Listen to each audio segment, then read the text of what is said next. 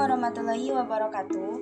Perkenalkan, nama saya Siti Nur Aspia. Saya mengambil Prodi Ilmu Pemerintahan di Istisib Guna Nusantara Cianjur, NPM 65201222501. Dosen pengampu Bapak Dr. Haji Rahmat SSMSI. Nah, pada kesempatan kali ini saya akan membahas seputar pemerintahan, asas-asas pemerintahan. Nah, pemerintah dan juga pemerintahan sendiri itu mempunyai arti yang berbeda. Pemerintah itu lebih merujuk terhadap organ ataupun alat keterlengkapannya, sedangkan pemerintahan itu lebih merujuk terhadap fungsi ataupun tujuan dari pemerintahan tersebut. Nah, pemerintahan sendiri itu merupakan wadah atau organisasi bagi orang yang memiliki kekuasaan atau kewenangan untuk mengatur sebuah negara atau sebuah wilayah. Jadi itu lebih merujuk terhadap orang yang terpilih menjadi salah satu untuk memimpin suatu negara. Nah, itu disebut pemerintahan. Pemerintahan sendiri itu siapa? Nah, kita bisa lihat contoh seperti misalnya Presiden, MPR, DPD, MK, BPK, KPK, dan lain sebagainya. Nah, itu juga disebut dengan pemerintahan. Nah, pemerintahan sendiri secara garis besar itu memiliki dua arti ya. Yang pertama, pemerintahan secara arti sempit. Yang kedua, pemerintahan dalam arti luas. Pemerintahan dalam arti sempit sendiri itu merupakan pemerintahan yang hanya melaksanakan satu tugas saja, yaitu tugas eksekutif.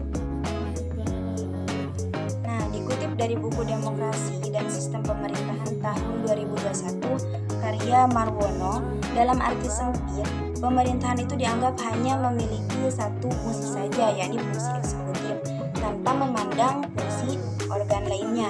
Nah, pengertian ini dipengaruhi pemikiran Montesquieu soal pemerintahan kekuasaan, di mana pemerintahan sama dengan eksekutif. Nah, definisi ini cenderung terpaku pada tradisi Inggris serta sejumlah negara di Eropa, Asia, Afrika, dan Amerika Latin. Nah, apa itu eksekutif ya? Eksekutif sendiri itu merupakan salah satu cabang pemerintahan yang mana memiliki kekuasaan dan bertanggung jawab untuk menerapkan hukum. Nah, contoh paling umum dalam sebuah cabang eksekutif itu disebut ketua pemerintahan. Sedangkan eksekutif itu dapat merujuk kepada administrasi dalam sistem presiden atau sebagai pemerintah dalam sistem parlementer. Nah, sekarang pemerintahan dalam arti luas ya. Pemerintahan dalam arti luas itu tidak hanya dipandang sebagai pemerintahan yang hanya memiliki satu fungsi saja, yaitu fungsi eksekutif, tapi pemerintahan di dalam arti luas dilansir dari situs BPS Provinsi Jawa Timur. Pemerintahan dalam arti luas adalah segala kegiatan publik meliputi legislatif, eksekutif, dan yudikatif dalam upaya mencapai tujuan negara. Nah, dalam arti luas ya, pemerintahan merupakan segala urusan yang dilakukan sebuah negara untuk menyelenggarakan kesejahteraan rakyat serta kepentingan negaranya sendiri. Nah, dalam buku Perbandingan Sistem Pemerintahan Negara Indonesia dan Prancis tahun 2022, dalam arti luas, pemerintahan itu tidak hanya menyangkut lembaga eksekutif saja, tapi melainkan juga lembaga legislatif dan juga yudisial. Nah, dengan demikian dapat disimpulkan bahwasanya arti luas pemerintahan itu mencakup kekuasaan legislatif, kekuasaan eksekutif, dan juga yudikatif. Nah, ketiganya ini menjalankan tugas untuk mencapai tujuan sebuah negara. Nah, setelah kita membahas seputar pemerintah, pengertian arti sempit pemerintah dan juga arti luas pemerintahan, sekarang kita akan membahas seputar asas-asas pemerintahan. Nah, sebelum kita membahas asas-asas pemerintahan atau asas-asas ilmu pemerintahan, apa itu yang dinamakan asas? Apa itu asas? Nah, asas itu adalah dasar atau sesuatu yang menjadi tujuan atau acuan untuk berpikir seseorang dalam mengambil keputusan-keputusan yang penting di dalam hidupnya. Nah, otomatis asas di sini itu timbul dikarenakan ada suatu permasalahan yang belum terselesaikan. Maka asas-asas tersebut ada untuk menyelesaikan masalah tersebut.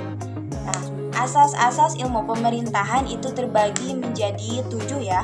Yang pertama yaitu asas aktif, yang kedua asas Fries-Bestor, yang ketiga asas Fries-Mason,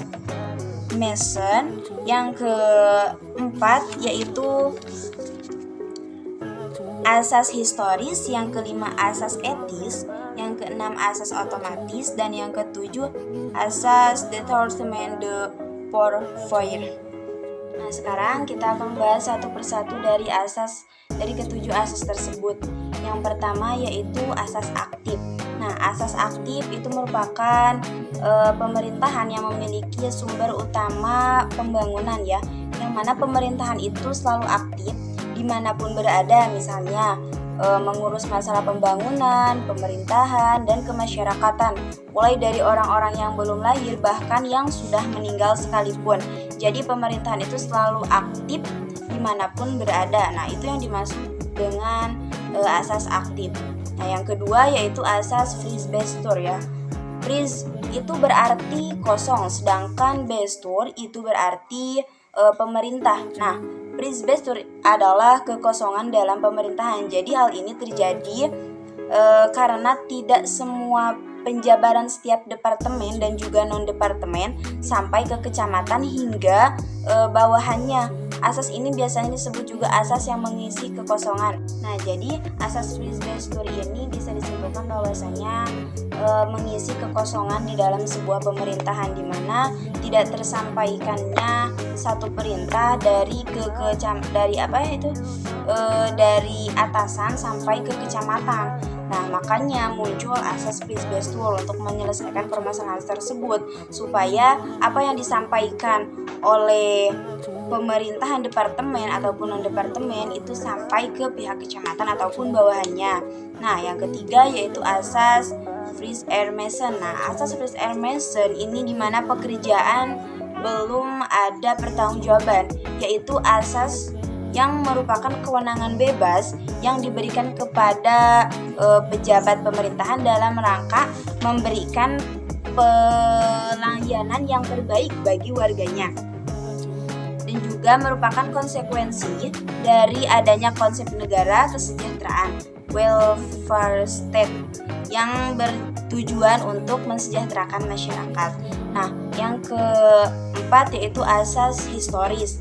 Asas historis yaitu kejadian serupa dari tahun ke tahun. Jadi asas historis ini adalah asas yang mana penyelenggaraan pemerintah tersebut terjadi dari satu peristiwa pemerintahan, maka untuk menanggulanginya dan juga untuk pemecahan peristiwa yang selalu terjadi itu dinamakan asas historis. Jadi maksudnya pemerintahan itu mengambil suatu tindakan atau mengambil suatu jalan keluar dari masalah-masalah yang terjadi dari tahun ke tahun, misalnya bagaimana periode pemerintahan tahun 2001, bagaimana periode pemerintahan tahun 95. Nah, pemerintahan itu mengambil asas-asas dari kejadian-kejadian tersebut, di mana bisa membandingkan antara pemerintahan tahun sekian sampai pemerintahan sekarang. Makanya muncul asas historis, di mana akan timbul perbandingan dan juga jalan keluar bagaimana cara penyelesaiannya. Nah, yang kelima yaitu asas etis. Asas etis yaitu asas yang dalam penyelenggaraan pemerintah tidak lepas memperhatikan modal.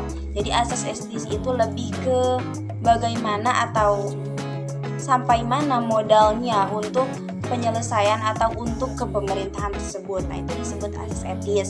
Nah, yang keenam yaitu asas otomatis. Apa itu asas otomatis?